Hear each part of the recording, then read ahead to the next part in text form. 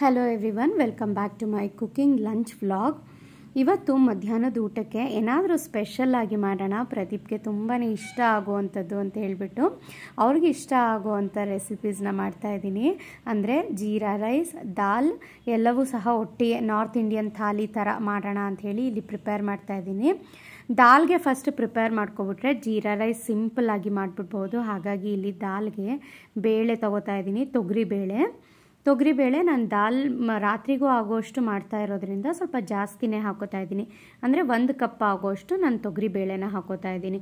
ಬೇಕಿದ್ರೆ ನೀವು ಇದರೊಟ್ಟಿಗೆ ಅರ್ಧ ಕಪ್ ಆಗೋಷ್ಟು ಹೆಸರು ಬೇಳೆನೂ ಸಹ ಮಿಕ್ಸ್ ಮಾಡ್ಕೋಬೋದು. ಆದರೆ ಕಂಪ್ಲೀಟಾಗಿ ತೊಗರಿಬೇಳೆನಲ್ಲೇ ಮಾಡಿದ್ರೆ ಚೆನ್ನಾಗಿ ಬರುತ್ತೆ ದಾಲ್. ತೊಗೊಂಡಿದ್ದಂಥ ತೊಗರಿಬೇಳೆನ ಒಂದು 3ರಿಂದ 4 ಸಲ ನೀಟಾಗಿ ವಾಶ್ ಮಾಡ್ಕೋಬೇಕು. ನಮ್ಮನೆಯಲ್ಲಿ ದಾಲ್ ಅಂದರೆ ಪ್ರದೀಪ್ಗೆ, ನನ್ನ ಮಗನಿಗೆ, ನನಗೆ ಎಲ್ಲರಿಗೂ ತುಂಬಾ ಇಷ್ಟ. ಸ್ಪೈಸಸ್ ಸಹ ಕಡಿಮೆ ಇರುತ್ತೆ ಆ್ಯಂಡ್ ಎಷ್ಟು ತಿಂದ್ರೂ ಇನ್ನೊಂದು ಸ್ವಲ್ಪ ಬೇಕು ಅಂತ ಅನ್ನಿಸ್ತಾ ಇರುತ್ತೆ. ಹಾಗಾಗಿ ನಾನು ಸಿಂಪಲ್ಲಾಗಿ ಏನಾದರೂ ಮಾಡಿಬಿಡೋಣ ಅಂದಾಗ ದಾಲೇ ನನಗೆ ಐಡಿಯಾ ಬರೋದು. ಹಾಗೆ ಬೇಳೆ ಚೆನ್ನಾಗಿ ತೊಳ್ಕೊಂಡಿದ್ದಾದ ನಂತರ ಅದಕ್ಕೆ ಮುಳುಗುವಷ್ಟು ಚೆನ್ನಾಗಿ ನೀರನ್ನು ಹಾಕಿ ಒಂದು ಅರ್ಧ ಚಮಚ ಆಗುವಷ್ಟು ಅರಿಶಿನ ಪುಡಿ, 1 ಚಮಚ ಆಗುವಷ್ಟು ಎಣ್ಣೆನ ಹಾಕಿ ಈ ಬೇಳೆನ 3ರಿಂದ 4 ವಿಸಲ್ ಕೊಟ್ಟು ಬೇಯಿಸ್ಕೋಬೇಕು. ಅಥವಾ ಬೇಳೆ ಚೆನ್ನಾಗಿ ಬೇಯೋವರೆಗಾದ್ರೂ ನಾವು ಚೆನ್ನಾಗಿ ಬೇಯಿಸಿಟ್ಕೋಬೇಕು. ಇದನ್ನು ಬೇಳೆ ಚೆನ್ನಾಗಿ ಬೆಂದಿಲ್ಲ ಅಂತ ಅಂದರೆ ದಾಲ್ ಸ್ವಲ್ಪನೂ ಸಹ ರುಚಿ ಬರೋದಿಲ್ಲ. ಬೇಳೆ ಬೇಯೋ ಅಷ್ಟರಲ್ಲಿ ಈ ಕಡೆ ದಾಲ್ಗೆ ಏನೇನು ಬೇಕೋ ಅದನ್ನು ಪ್ರಿಪೇರ್ ಮಾಡ್ಕೋತಾ ಇದ್ದೀನಿ. ಇದಕ್ಕೆ ನಾನು ಒಂದೇ ಒಂದು ಈರುಳ್ಳಿ, ಒಂದೇ ಒಂದು ಟೊಮ್ಯಾಟೊ, ಒಂದು 4ರಿಂದ 5 ಎಸಳು ಆಗೋಷ್ಟು ಬೆಳ್ಳುಳ್ಳಿ ತೊಗೊಂಡಿದ್ದೀನಿ. ಬೇಕಿದ್ರೆ ನೀವು ಪಾಲಕ್ ಸೊಪ್ಪನ್ನ ಸಣ್ಣದಾಗಿ ಕಟ್ ಮಾಡಿ ಹಾಕೋಬೋದು, ಮೆಂತ್ಯ ಸೊಪ್ಪನ್ನ ಸಣ್ಣದಾಗಿ ಕಟ್ ಮಾಡಿ ಹಾಕೋಬೋದು. ಆವಾಗ ಪಾಲಕ್ ದಾಲ್ ಅಥವಾ ಮೇಥಿ ದಾಲ್ ಆಗುತ್ತೆ ಅದು. ಇಲ್ಲಿ ನಾನು ಸಿಂಪಲ್ ದಾಲ್ ಮಾಡ್ತಾಯಿದ್ದೀನಿ. ಪಾಲಕ್ ಸೊಪ್ಪಿದ್ರೆ ಖಂಡಿತ ಅದನ್ನು ಹಾಕ್ಕೊಳ್ಳಿ, ಚೆನ್ನಾಗಿ ಬರುತ್ತೆ ಟೇಸ್ಟ್. ಆ್ಯಂಡ್ ಇಲ್ಲಿ ಬೆಳ್ಳುಳ್ಳಿನ ಜಜ್ಜಾದರೂ ಹಾಕ್ಕೋಬೋದು, ಆದರೆ ನಾನಿಲ್ಲಿ ಸಣ್ಣದಾಗಿ ಕಟ್ ಮಾಡಿ ಸೇರಿಸ್ತಾ ಇದ್ದೀನಿ. ಬೆಳ್ಳುಳ್ಳಿ ಹಾಕ್ತೀನಿ ನಾನು. ನೀವು ಬೆಳ್ಳುಳ್ಳಿ ತಿಂದೇ ಇದ್ದವರು ಹಿಂಗೆ ಹಾಕ್ಕೊಳ್ಳಿ ಒಗ್ಗರಣೆಗೆ. ಬೆಳ್ಳುಳ್ಳಿ ಆದ ನಂತರ ಒಂದೇ ಒಂದು ಈರುಳ್ಳಿ ಏನಿದೆಯಲ್ಲ ಅದನ್ನು ಸಹ ಕಟ್ ಮಾಡ್ಕೋತಾ ಇದ್ದೀನಿ. ಈರುಳ್ಳಿನೂ ಸಣ್ಣದಾಗಿ ಕಟ್ ಮಾಡಿ ಇಟ್ಕೋಬೇಕು. ದಾಲ್ಗೆ ತುಂಬ ಜಾಸ್ತಿ ಬೇಳೆ ತೊಗೊಂಡಿದ್ದೀವಿ ಅಂತ ಜಾಸ್ತಿ ಈರುಳ್ಳಿ ಟೊಮೆಟೊ ಹಿಡಿಸೋದಿಲ್ಲ. ಇದಕ್ಕೆ ಒಂದೇ ಒಂದು ಟೊಮೆಟೊ, ಒಂದೇ ಒಂದು ಈರುಳ್ಳಿ ಸಾಕಾಗುತ್ತೆ.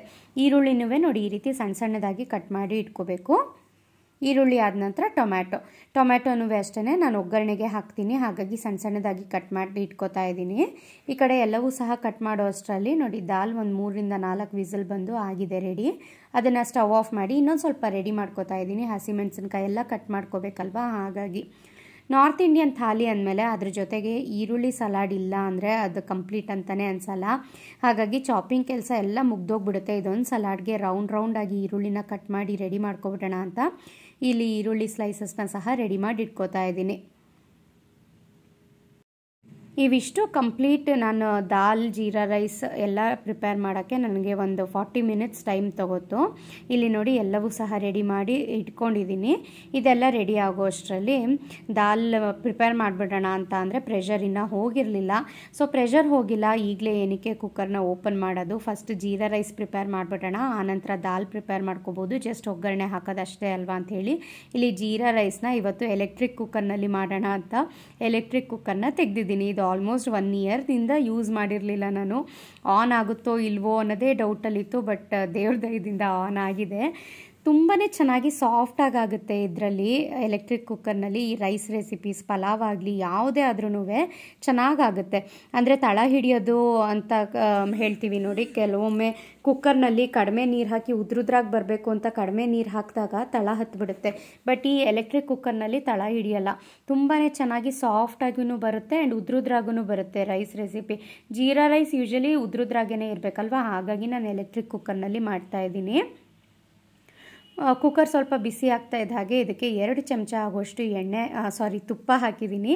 ತುಪ್ಪ ಅಥವಾ ಎಣ್ಣೆ ಯಾವ್ದು ಬೇಕಾದ್ರೂ ಹಾಕೋಬೋದು. ತುಪ್ಪ ಸ್ವಲ್ಪ ಬಿಸಿ ಆಗ್ತಾ ಇದ್ದ ಹಾಗೆ ಒಂದೇ 1 ಟೇಬಲ್ ಸ್ಪೂನ್ ಜೀರಿಗೆ ಹಾಕಿದ್ದೀನಿ. ಜೀರಾ ರೈಸೇ ಮಾಡ್ತಾ ಇರೋದು ಅಂತ ಹೇಳಿಬಿಟ್ಟು ಜೀರಿಗೆನ ಜಾಸ್ತಿ ಹಾಕಬಾರ್ದು, ತುಂಬ ತಿನ್ನೋಕ್ಕೆ ಆಗಲ್ಲ. ಆವಾಗ ಸ್ವಲ್ಪ 1 ಟೇಬಲ್ ಸ್ಪೂನ್ ಆಗೋಷ್ಟು ಸಾಕು. ಹಾಗೆಯೇ ದಾಲ್ಗೆ ಅಂತ ಒಂದು ಸ್ವಲ್ಪ ಬೆಳ್ಳುಳ್ಳಿ ಕಟ್ ಮಾಡಿ ಇಟ್ಕೊಂಡಿದ್ನಲ್ಲ, ಅದರಲ್ಲೇ ಒಂದು 3ರಿಂದ 4 ಎಸಳಾಗೋಷ್ಟು ಬೆಳ್ಳುಳ್ಳಿನ ತೆಗೆದು ಇದಕ್ಕೆ ಹಾಕ್ತಾಯಿದ್ದೀನಿ. ಒಂದು 2ರಿಂದ 3 ಕರಿಬೇವಿನ ಎಲೆನ ಸಣ್ಣದಾಗಿ ಈ ರೀತಿ ಪೀಸಸ್ ಮಾಡಿ ಹಾಕ್ತಾಯಿದ್ದೀನಿ. ಬೆಳ್ಳುಳ್ಳಿ ಸ್ವಲ್ಪ ಘಮ ಬರೋವರೆಗೆ ಇದನ್ನು ಚೆನ್ನಾಗಿ ಫ್ರೈ ಮಾಡ್ಕೋಬೇಕು. ಇದು ಚೆನ್ನಾಗಿ ಫ್ರೈ ಮಾಡ್ತಿದ್ದ ಹಾಗೆಯೇ ರೈಸ್ ಏನು 1 ಕಪ್ ಆಗೋಷ್ಟು ತೊಳೆದಿಟ್ಕೊಂಡಿದ್ನಲ್ಲ ಅದನ್ನು ಸೇರಿಸ್ತಾ ಇದ್ದೀನಿ. ಬಾಸ್ಮತಿ ರೈಸ್ ಇದ್ದರೆ ಅದನ್ನು ಸಹ ಹಾಕ್ಕೋಬೋದು. ಆದರೆ ನಾನು ಮನೆಯಲ್ಲಿ ಯಾವಾಗಲೂ ಬಾಸ್ಮತಿ ರೈಸ್ ನಾನು ತರಿಸಿರಲ್ಲ, ನನಗದ್ರ ಫ್ಲೇವರ್ ಅಷ್ಟಾಗಿ ಇಷ್ಟ ಆಗಲ್ಲ. ಹಾಗಾಗಿ ನಾನು ಸೋನಾ ಮಸೂರಿ ರೈಸ್ನೇ ಹಾಕ್ತಾಯಿದ್ದೀನಿ. ಅನ್ನ ಸಾಂಬಾರಿಗೆಲ್ಲ ನಾವು ಯೂಶ್ವಲಿ ಮನೆಯಲ್ಲಿ ರಾಜ್ಮುಡಿ ರೈಸ್ನ ಯೂಸ್ ಮಾಡೋದು. ಈ ರೀತಿ ಜೀರಾ ರೈಸ್, ಗೀ ರೈಸ್, ಪಲಾವ್ಗೆಲ್ಲ ನಾನು ಸೋನಾ ಮಸೂರಿ ರೈಸ್ನ ಯೂಸ್ ಮಾಡ್ತೀನಿ. ಸ್ವಲ್ಪ 1/4 ಚಮಚ ಆಗೋಷ್ಟು ಉಪ್ಪನ್ನು ಹಾಕಿ ಮೊದಲಿಗೆ 1 ಕಪ್ ಆಗೋಷ್ಟು ನೀರನ್ನು ಹಾಕ್ತಾಯಿದ್ದೀನಿ. ಇದನ್ನು ಚೆನ್ನಾಗಿ ಮಿಕ್ಸ್ ಮಾಡಿಕೊಂಡು ಆನಂತರ ಇದಕ್ಕೆ ಅರ್ಧ ಕಪ್ ನೀರನ್ನು ಹಾಕ್ತಾಯಿದ್ದೀನಿ. ಟೋಟಲ್ ಸ್ವಲ್ಪ ಉದ್ರುದ್ರಾಗಿ ಬರಬೇಕು ಅಂತ ಹೇಳಿಬಿಟ್ಟು 1 ಕಪ್ ರೈಸ್ಗೆ 1.5 ಕಪ್ ಆಗೋಷ್ಟು ನೀರನ್ನು ಸೇರಿಸ್ತಾ ಇದ್ದೀನಿ. ನಾನು ಮೊದಲೇ ಹೇಳಿದಾಗೆ ಇದು ಎಲೆಕ್ಟ್ರಿಕ್ ಕುಕ್ಕರ್ನಲ್ಲಿ ತಳ ಹಿಡಿಯಲ್ಲ. ಕಡಿಮೆ ನೀರು ಹಾಕಿದಾಗ ಚೆನ್ನಾಗಿ ಸಾಫ್ಟಾಗೂ ಬರುತ್ತೆ ಆ್ಯಂಡ್ ಉದ್ರುದ್ರಾಗಿ ಚೆನ್ನಾಗಿರಬೇಕು ಅಂತ ಹೇಳಿಬಿಟ್ಟು ನಾನು ಸ್ವಲ್ಪ ಕಡಿಮೆ ಹಾಕ್ತಾಯಿದ್ದೀನಿ. ಇದೇ ಸೇಮ್ ಪ್ರೊಸೀಜರ್ ಕುಕ್ಕರ್ನಲ್ಲಿ ಮಾಡಿದ್ದಿದ್ರೆ ಸ್ವಲ್ಪ ಮುಳ್ಳಕ್ಕಿ ಥರ ಆಗ್ತಾಯಿತ್ತು. ಹಾಗಾಗಿ ನಾನು ಎಲೆಕ್ಟ್ರಿಕ್ ಕುಕ್ಕರ್ನಲ್ಲಿ ಮಾಡ್ತಾಯಿದ್ದೀನಿ. 1.5 ಕಪ್ ನೀರು ಹಾಕಿದ ನಂತರ ಕುಕ್ಕರ್ ಲಿಡ್ನ ಕ್ಲೋಸ್ ಮಾಡಿ ಇಲ್ಲಿ ನೋಡಿ ರೈಸ್ ಅನ್ನೋ ಆಪ್ಷನ್ನ ಸೆಲೆಕ್ಟ್ ಮಾಡಿದ್ರೆ ಅದಾಗಿದ್ದೇ 12 ಮಿನಿಟ್ಸಲ್ಲೆಲ್ಲ ರೆಡಿ ಆಗಿಬಿಡುತ್ತೆ. ತುಂಬಾ ಈಸಿ, ಬೇಗ ಆಗಿಬಿಡುತ್ತೆ. ಸ್ಟವ್ ಸಹ ಖಾಲಿ ಇರುತ್ತಲ್ಲ ಅಂತ ನಾನು ಇದು ಎಲೆಕ್ಟ್ರಿಕ್ ಕುಕ್ಕರ್ನ ಯೂಸ್ ಮಾಡ್ತಾಯಿದ್ದೀನಿ. ಇಲ್ಲಿ ನೋಡಿ ಜೀರಾ ರೈಸ್ ಆಗ್ತಾ ಇರಲಿ ಅಷ್ಟರಲ್ಲಿ ನಾವು ಆ ಕಡೆ ದಾಲ್ಗೆ ಮಿಕ್ಕಿದ ಪ್ರಿಪ್ರೇಷನ್ ರೆಡಿ ಮಾಡ್ಕೊಳ್ಬಿಟ್ಟೋಣ. ಪ್ರೆಷರ್ ಹೋಗಿದೆ ಕುಕ್ಕರ್ದು. ನೋಡಿ ಬೇಳೆ ಎಷ್ಟು ಚೆನ್ನಾಗಿ ಬೆಂದಿದೆ ಅಂತ. ಇದನ್ನು ಇವಾಗ ಒಂದು ವಿಸ್ಕರ್ ಸಹಾಯದಿಂದ ಚೆನ್ನಾಗಿ ಮಸ್ತ್ಕೋಬೇಕು. ನಾನು ಮೊದಲೇ ಹೇಳಿದ್ನಲ್ಲ, ದಾಲಲ್ಲಿ ಬೇಳೆ ಥರ ಸಿಗಬಾರ್ದು ನಮಗೆ, ಆ ರೀತಿ ಚೆನ್ನಾಗಿ ಬೇಯಿಸ್ಕೋಬೇಕು ಅಂತ. ನೋಡಿ ಈ ರೀತಿ ಬೇಯಿಸಿ ಇಟ್ಕೋಬೇಕು. ಇವಾಗ ಒಲೆ ಮೇಲೆ ಮತ್ತೊಂದು ಸ್ಟೀಲ್ ಪ್ಯಾನ್ನ ಇಟ್ಟಿದ್ದೀನಿ. ಅದಕ್ಕೆ ಒಂದು 3 ಚಮಚ ಆಗೋಷ್ಟು ಎಣ್ಣೆ ಹಾಕಿದ್ದೀನಿ. ಎಣ್ಣೆ ಸ್ವಲ್ಪ ಬಿಸಿ ಆಗ್ತಾ ಇದ್ದ ಹಾಗೆ ಇದಕ್ಕೆ ಸಾಸಿವೆ, ಜೀರಿಗೆ, 1-2 ಒಣಮೆಣಸಿನ್ಕಾಯಿನ ಹಾಕ್ತಾಯಿದ್ದೀನಿ. ಇಲ್ಲಿ ಎಣ್ಣೆ ನಾನು ಈಗ ಯೂಶ್ವಲಿ ಬಜ್ಜಿ ಬೋಂಡ ಎಲ್ಲ ಮಾಡಿದಾಗ ಯೂಸ್ ಮಾಡಿರ್ತೀವಲ್ಲ ಆ ಎಣ್ಣೆನ ಯೂಸ್ ಮಾಡ್ತಾಯಿದ್ದೀನಿ. ಕೆಲವೊಬ್ಬರು ಹೇಳ್ತಾರೆ ಅದನ್ನು ಯೂಸ್ ಮಾಡಬಾರ್ದು, ಎಸ್ಬಿಡಬೇಕು ಅಂತ. ಬಟ್ ಅಷ್ಟೊಂದೆಲ್ಲ ಹಾಕಿ ಮಾಡಿರ್ತೀವಿ, ನಾನು ಎಸ್ಸಿಯಲ್ಲ. ಈ ರೀತಿ ದೋಸೆ, ಚಪಾತಿ, ಸ್ವಲ್ಪ ಒಗ್ಗರಣೆಗೆಲ್ಲ ಯೂಸ್ ಮಾಡ್ಕೋತೀನಿ ನಾನು. ಸಾಸಿವೆ, ಜೀರಿಗೆ ಎಲ್ಲ ಹಾಕಿದ ನಂತರ ಸಣ್ಣದಾಗಿ ಕಟ್ ಮಾಡಿದಂಥ ನೋಡಿ ಇಲ್ಲಿ ಬೆಳ್ಳುಳ್ಳಿ, ಕರಿಬೇವು, ಹಾಗೆಯೇ ಈರುಳ್ಳಿ ಏನು ಸಣ್ಣದಾಗಿ ಕಟ್ ಮಾಡಿ ಇಟ್ಕೊಂಡಿದ್ನಲ್ಲ ಅದನ್ನು ಸಹ ಹಾಕಿ ಒಂದು ಅರ್ಧ ಚಮಚ ಆಗೋಷ್ಟು ಅರಿಶಿನ ಪುಡಿನೂ ಸಹ ಸೇರಿಸ್ದೆ. ದಾಲ್ ಅಂದ ತಕ್ಷಣ ಅದು ಸ್ವಲ್ಪ ಯೆಲ್ಲೋಯಿಶ್ ಕಲರ್ ಆಗಿದ್ರೇ ಚೆನ್ನಾಗಿರುತ್ತೆ. ಹಾಗಾಗಿ ಈರುಳ್ಳಿ ಸ್ವಲ್ಪ ಫ್ರೈ ಆಗ್ತಿದ್ದ ಹಾಗೆ ಟೊಮ್ಯಾಟೊ ಹಾಕ್ತಿದ್ದ ಕೂಡಲೇ ಇದಕ್ಕೆ ರುಚಿಗೆ ತಕ್ಕಷ್ಟು ಉಪ್ಪನ್ನು ಸಹ ಸೇರಿಸ್ಬಿಡ್ತಾ ಇದ್ದೀನಿ. ಟೊಮ್ಯಾಟೊನೂ ಸಹ ಚೆನ್ನಾಗಿ ಸಾಫ್ಟ್ ಆಗುತ್ತೆ ಉಪ್ಪು ಹಾಕಿದ್ರೆ ಅಂತ. ಒಗ್ಗರಣೆ ಸ್ವಲ್ಪ ಸೀದೋಗೋ ರೀತಿ ಆಗ್ತಾಯಿತ್ತು. ಹಾಗಾಗಿ ನಾನು 1/4 ಲೋಟ ಆಗೋಷ್ಟು ನೀರನ್ನು ಸೇರಿಸಿದ್ದೀನಿ. ನೀರು ಸೇರಿಸಿದ್ರೆ ಒಗ್ಗರಣೆ ಸಿಹಿಯಲ್ಲ ಆವಾಗ. ಹಾಗಾಗಿ ನೀರು ಹಾಕಿದ್ನಲ್ಲ ಅದೊಂದು ಸ್ವಲ್ಪ ಟೊಮೆಟೊ ಸಾಫ್ಟ್ ಆಗೋವರೆಗೆ ಹಾಗೆ ಬಿಡ್ತೀನಿ. ಇಲ್ಲಿ ನೋಡು ವಿತಿನ್ 4 ಮಿನಿಟ್ಸಲ್ಲಿ ಇಲ್ಲಿ ಜೀರಾ ರೈಸ್ ರೆಡಿ ಆಗಿಬಿಟ್ಟಿರುತ್ತೆ. ಸ್ವಲ್ಪ ಇಲ್ಲಿ ಟೊಮೆಟೊ ಸಾಫ್ಟ್ ಆಗ್ತಿದ್ದ ಹಾಗೆಯೇ ಬೇಳೆ ಏನು ಬೇಯಿಸಿಟ್ಕೊಂಡಿದ್ನಲ್ಲ ಮ್ಯಾಶ್ ಮಾಡಿ ಅದನ್ನು ಸೇರಿಸ್ತಾ ಇದ್ದೀನಿ. ನಿಮಗೆ ದಾಲ್ ಕನ್ಸಿಸ್ಟೆನ್ಸಿ ಎಷ್ಟು ಬೇಕೋ ಅಷ್ಟು ನೀರನ್ನು ಹಾಕ್ಕೊಳ್ಳಿ. ದಾಲ್ ಆಗಿರೋದ್ರಿಂದ ಇದು ತಣ್ಣಗಾಗ್ತಾ ಸ್ವಲ್ಪ ಗಟ್ಟಿ ಆಗ್ತಾ ಬರುತ್ತೆ. ಹಾಗಾಗಿ ತುಂಬ ಗಟ್ಟಿ ಮಾಡ್ಕೊಬಿಟ್ರೆ ಆಮೇಲೆ ಗೊಜ್ಜು ಪಲ್ಯದ ಹದಕ್ಕೆ ಬಂದುಬಿಡುತ್ತೆ. ಸ್ವಲ್ಪ ತೆಳುವಾಗೇ ಮಾಡ್ಕೊಳ್ಳಿ ಫಸ್ಟೇ. ಆಮೇಲೆ ನೀವು ಸರ್ವ್ ಮಾಡಬೇಕಾದ್ರೆ ಕರೆಕ್ಟ್ ಹದದಲ್ಲಿ ಬಂದಿರುತ್ತೆ ಇದು.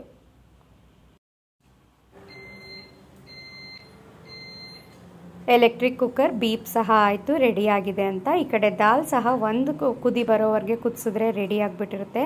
ಸೈಡ್ ಬೈ ಸೈಡ್ ಈ ರೀತಿ ಅಡುಗೆ ಮಾಡ್ಕೊಳ್ಳೋದ್ರಿಂದ ಬಹಳ ಬೇಗನೂ ಆಗುತ್ತೆ ಆ್ಯಂಡ್ ನಮಗೂ ಸಹ ಟೈಮ್ ಸೇವ್ ಆಗುತ್ತೆ ಅಲ್ವಾ. ನಿಮಗೆ ನಾರ್ತ್ ಇಂಡಿಯನ್ ಡಿಶಸಲ್ಲಿ ಯಾವ್ಯಾವ ಡಿಶಸ್ ಇಷ್ಟ ಆಗುತ್ತೆ ಅಂತ ಹೇಳಿ. ನಮ್ಮ ಪ್ರದೀಪ್ಗೆ, ನನ್ನ ಮಗನಿಗೆ ದಾಲ್ ಅಂದರೆ ತುಂಬಾ ಇಷ್ಟ. ಆ್ಯಂಡ್ ದಾಲ್ಗೆ ಸಿಂಪಲ್ ರೈಸ್ ಏನಕ್ಕೆ ಮಾಡೋದು ಅಂತ ಅಂದ್ಬಿಟ್ಟು ಇವತ್ತು ಜೀರಾ ರೈಸ್. ಬೆಳಗ್ಗೆ ಚಪಾತಿ ಮಾಡಿದ್ದೆ, ಚಪಾತಿನೂ ಸ್ವಲ್ಪ ಮಿಕ್ಕೋಗಿತ್ತು, ಒಂದು 3-4 ಚಪಾತಿ. ಹಾಗೆ ದಾಲ್ಗೂ ಚಪಾತಿ ಆಗುತ್ತೆ ಅಂತ ಅಂದ್ಬಿಟ್ಟು ನಾನು ಇಲ್ಲಿ ಜೀರಾ ರೈಸ್ನ ಸೆಲೆಕ್ಟ್ ಮಾಡಿಕೊಂಡೆ ಇವತ್ತು. ನೋಡಿ ದಾಲ್ ಸಹ ಒಂದು ಕುದಿ ಬಂದಿದೆ. ಇಷ್ಟು ಕುದಿ ಬಂದರೆ ಸಾಕು. ಬೇಳೆನೂ ಆಲ್ರೆಡಿ ಬೆಂದಿರುತ್ತೆ, ಟೊಮ್ಯಾಟೊ ಈರುಳ್ಳಿನೂ ಒಗ್ಗರಣೆನಲ್ಲಿ ಚೆನ್ನಾಗಿ ಬೇಯಿಸ್ಕೊಂಡಿರ್ತೀವಿ, ಫ್ರೈ ಮಾಡಿಟ್ಕೊಂಡಿರ್ತೀವಿ. ಒಂದು ಕುದಿ ಬರ್ತಾ ಇದ್ದ ಹಾಗೆ ಮೇಲ್ಗಡೆ ಸ್ವಲ್ಪ ಕೊತ್ತಂಬರಿ ಸೊಪ್ಪನ್ನು ಹಾಕಿ ಚೆನ್ನಾಗಿ ಮಿಕ್ಸ್ ಮಾಡಿದ್ರೆ ದಾಲ್ ರೆಡಿ ಆಗಿಬಿಟ್ಟಿರುತ್ತೆ. ಇಷ್ಟೆಲ್ಲ ಪ್ರಿಪೇರ್ ಮಾಡ್ಕೊಳ್ಳೋ ಅಷ್ಟರಲ್ಲಿ 1:45 ಟೈಮ್ ಆಗಿತ್ತು. ಪ್ರದೀಪ್ ಬರೋ ಅಷ್ಟರಲ್ಲೇ ಅಡುಗೆ ರೆಡಿ ಮಾಡಿಬಿಡೋಣ ಅಂತ ಅಂದ್ಕೊಂಡೆ.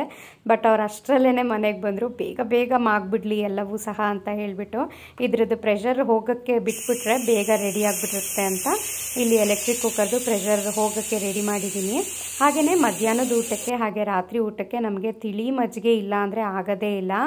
ಇಷ್ಟು ಬಿಸಿಲಿದೆ ಅಲ್ವಾ, ಬಿಸಿಲಿರಲಿ ಅಥವಾ ಚಳಿ ಮಳೆ ಏನೇ ಇದ್ರೂ ನಮ್ಮನೆಯಲ್ಲಿ ಮಜ್ಜಿಗೆ ಇರಲೇಬೇಕು. ಹಾಗಾಗಿ ಮಜ್ಜಿಗೆನೂ ಸಹ ಇಲ್ಲಿ ಬೇಗನೆ ಪ್ರಿಪೇರ್ ಮಾಡಿಬಿಡ್ತಾ ಇದ್ದೀನಿ. ಮಜ್ಜಿಗೆ ತುಂಬಾ ಸಿಂಪಲ್. ನಾನು ಏನೂ ಶುಂಠಿ ಬೆಳ್ಳುಳ್ಳಿ ಪೇಸ್ಟು ಕೊತ್ತಂಬರಿ ಸೊಪ್ಪು ಏನೂ ಹಾಕಲ್ಲ. ಜಸ್ಟ್ ಗಟ್ಟಿ ಮೊಸರಿಗೆ ಸ್ವಲ್ಪ ನೀರನ್ನು ಹಾಕಿ ಅದನ್ನು ಬೀಟ್ ಮಾಡಿಟ್ಕೋತೀನಿ. ಬೀಟ್ ಮಾಡಿಟ್ಕೊಂಡಿದ್ದಂಥ ಮೊಸರನ್ನ ಬೇರೆ ಅಂದರೆ ಒಂದು ಹೊತ್ತಿಗೆ ಆಗೋಷ್ಟು ಮಾತ್ರ ಎಷ್ಟು ಬೇಕೋ ಮಜ್ಜಿಗೆ ಅಷ್ಟು ಮೊಸರನ್ನ ಹಾಕ್ಕೊಂಡು ಅದಕ್ಕೊಂದು ಸ್ವಲ್ಪ ತೆಳುವಾಗಿ ಬರಬೇಕು ಅಂತ ಜಾಸ್ತಿ ನೀರನ್ನು ಹಾಕಿ 1/4 ಚಮಚ ಉಪ್ಪನ್ನು ಹಾಕ್ಕೊಳ್ತೀನಿ ಅಷ್ಟೇ. ತುಂಬ ಉಪ್ಪು ಮಾಡಲ್ಲ ನಾನು. ಸ್ವಲ್ಪ ಉಪ್ಪು ಹಾಕಿದ್ರೆ ಸಾಕು. ತುಂಬ ಸಪ್ಪೆನೂ ಮಜ್ಜಿಗೆ ಕುಡಿಲಿಕ್ಕಾಗಲ್ಲ ಅಲ್ವಾ, ಹಾಗಾಗಿ. ಸೊ ಇಲ್ಲಿ ದಾಲ್ ಸಹ ರೆಡಿಯಾಗಿದೆ, ಮಜ್ಜಿಗೆ ಸಹ ರೆಡಿಯಾಗಿದೆ. ಆ್ಯಂಡ್ ಇದು ಸಹ ಜೀರಾ ರೈಸ್ದು ಪ್ರೆಷರ್ ಹೋಗಿತ್ತು. ಅವೆಲ್ಲ ರೆಡಿ ಆಗೋ ಅಷ್ಟರಲ್ಲಿ ನೋಡೋಣ ಯಾವ ರೀತಿ ಆಗಿದೆ ಅಂತ. ತುಂಬಾ ಚೆನ್ನಾಗಿ ಉದ್ರುದ್ರಾಗಿತ್ತು. ಮನೆಯೆಲ್ಲ ಜೀರಾ ರೈಸ್ದು ಘಮ ಘಮ ಘಮ ಅಂತ ಇತ್ತು. ಇದನ್ನು ನೀಟಾಗಿ ಒಂದು ಸಲ ಮಿಕ್ಸ್ ಮಾಡ್ಕೋಬೇಕು. ಜೀರಿಗೆನೇ ಒಂದು ಕಡೆ, ರೈಸೇ ಒಂದು ಕಡೆ ಆಗಿರುತ್ತಲ್ವ, ಹಾಗಾಗಿ ನೋಡಿ ಸ್ವಲ್ಪನೂ ಸಹ ತಳ ಹತ್ತಿಲ್ಲ. ನೀರು ಕಡಿಮೆ ಹಾಕಿದ್ದೆ ನಾನು ಮೊದಲೇ ಹೇಳ್ದಾಗೆ 1.5 ಕಪ್ ಆಗೋಷ್ಟು. ಬಟ್ ರೈಸ್ ಸಹ ತುಂಬಾ ಸಾಫ್ಟಾಗಿ ರೆಡಿಯಾಗಿತ್ತು. ಮೇಲ್ಗಡೆ ಸ್ವಲ್ಪ ಕೊತ್ತಂಬರಿ ಸೊಪ್ಪನ್ನು ಹಾಕಿ ನೀಟಾಗಿ ಮಿಕ್ಸ್ ಮಾಡ್ತಾ ಇದ್ದೀನಿ. ಉದ್ರುದ್ರಾಗಿದೆ ಆ್ಯಂಡ್ ತುಂಬಾ ಸಾಫ್ಟಾಗಿನೂ ಸಹ ಆಗಿದೆ. ನೋಡಿ ಅನ್ನ ಎಷ್ಟು ಸಾಫ್ಟಾಗಿತ್ತು ಅಂತ. ಟೇಸ್ಟೂ ಸಹ ಡಬಲ್ ಆಗಿರುತ್ತೆ. ಇದು ತುಂಬಾ ಚೆನ್ನಾಗಿರುತ್ತೆ. ಪ್ರದೀಪ್ ಯಾವಾಗಲೂ ನಾನು ಅಡುಗೆ ಮಾಡಿದಾಗ ಹೇಳ್ತಾನೆ ಇರ್ತಾರೆ, ಇನ್ಮೇಲೆ ಪಲಾವ್ ಎಲ್ಲ ಇದರಲ್ಲೇ ಮಾಡು ನೀನು, ಅಷ್ಟು ಚೆನ್ನಾಗಿ ಬರುತ್ತೆ ಇದರಲ್ಲಿ ಟೇಸ್ಟ್ ಅಂತ. ಸೊ ಫೈನಲ್ ಆಗಿ ಹಪ್ಪಳನೂ ಸಹ ಸುಟ್ಟು ರೆಡಿ ಮಾಡಿಕೊಂಡೆ. ಇವಾಗ ಬನ್ನಿ ಪ್ಲೇಟಿಂಗ್ ರೆಡಿ ಮಾಡ್ಕೊತಾ ಇದ್ದೀನಿ. ಇಷ್ಟೆಲ್ಲ ಕಷ್ಟಪಟ್ಟು ರೆಡಿ ಮಾಡಿದಾಗ ಹೋಟೆಲ್ ಸ್ಟೈಲ್ನಲ್ಲೇ ಸರ್ವ್ ಮಾಡಬೇಕು ಅಲ್ವಾ. ಸುಮ್ಮನೆ ತಟ್ಟೆಗೆ ಹಾಗೆ ಅನ್ನ ಸಾರು, ಅನ್ನ ದಾಲ್ ಹಪ್ಪಳ ಚಪಾತಿ ಎಲ್ಲನೂ ಪಕ್ಕ ಇಟ್ಬಿಟ್ರೆ ಅಷ್ಟು ಚೆನ್ನಾಗಿ ಕಾಣಲ್ಲ. ಇಷ್ಟೆಲ್ಲ ರೆಡಿ ಮಾಡ್ಕೊಂಡಿದ್ದಾಗ ಈ ರೀತಿ ಪ್ಲೇಟಿಂಗ್ ಮಾಡಿಕೊಟ್ರೆ ತಿನ್ನೋರ್ಗು ಸಹ ತುಂಬಾ ಸ್ಯಾಟಿಸ್ಫ್ಯಾಕ್ಷನಿಂದ ತಿಂತಾರೆ. ಉಪ್ಪಿನಕಾಯಿ ಒಂದು ಹಾಕ್ತಾ ಇಲ್ಲ ನಾನು. ಪ್ರದೀಪ್ಗೆ ಉಪ್ಪಿನಕಾಯಿ ಅಷ್ಟು ಇಷ್ಟ ಆಗಲ್ಲ, ಹಾಗಾಗಿ ನಾನು ಉಪ್ಪಿನಕಾಯಿಲಿ ಸರ್ವ್ ಮಾಡ್ತಾ ಇಲ್ಲ ಅವ್ರಿಗೆ. ಮಿಕ್ಕಿದೆಲ್ಲ ಜೀರಾ ರೈಸ್, ದಾಲ್, ಮಜ್ಜಿಗೆ, ಚಪಾತಿ, ಹಪ್ಪಳ ಜೊತೆಗೆ ಈರುಳ್ಳಿ ಏನು ಸ್ಲೈಸ್ ರೆಡಿ ಮಾಡಿ ಇಟ್ಕೊಂಡಿದ್ನಲ್ಲ ಅದನ್ನು ಸಹ ಸರ್ವ್ ಮಾಡಿದ್ದೀನಿ. ಬಿಸಿಯಾಗಿ ಮಧ್ಯಾಹ್ನದ ಊಟಕ್ಕೆ ಬಂದವರಿಗೆ ಈ ರೀತಿ ಅವ್ರಿಗೆ ಇಷ್ಟವಾಗಿರೋವಂಥ ಅಡುಗೆಗಳನ್ನ ಮಾಡಿಕೊಟ್ರೆ ಅವರೂ ತುಂಬ ಇಷ್ಟಪಟ್ಟು ತಿಂತಾರೆ. ನಮಗೂ ಸಹ ಅವ್ರಿಗೆ ಸ್ಯಾಟಿಸ್ಫೈ ಮಾಡಿದ್ವಪ್ಪ ಅನ್ನೋಷ್ಟು ಖುಷಿ ಇರುತ್ತೆ. ನನ್ನ ಊಟದ ಟೈಮು 2:30-3 ಗಂಟೆ ಮೇಲೆ, ಹಾಗಾಗಿ ನಾನು ಸ್ವಲ್ಪ ಆಮೇಲೆ ಊಟ ಮಾಡ್ತೀನಿ ಅಂತ ಹೇಳಿದೆ. ಪ್ರದೀಪ್ ನೀನು ಸ್ವಲ್ಪ ಟೇಸ್ಟ್ ನೋಡು, ತುಂಬಾ ಚೆನ್ನಾಗಿದೆ ಅಂತ ಹೇಳ್ಬಿಟ್ಟು ಇಲ್ಲಿ ಅವ್ರ ತಟ್ಟೆಯಿಂದಲೇ ನನಗೆ ಸ್ವಲ್ಪ ತಿನ್ನಿಸ್ತಾಯಿದ್ರು. ಟೇಸ್ಟ್ ಮಾತ್ರ ಅಲ್ಟಿಮೇಟ್ ಆಗಿತ್ತು. ನೀವು ಸಹ ಖಂಡಿತ ಟ್ರೈ ಮಾಡಿ ನೋಡಿ.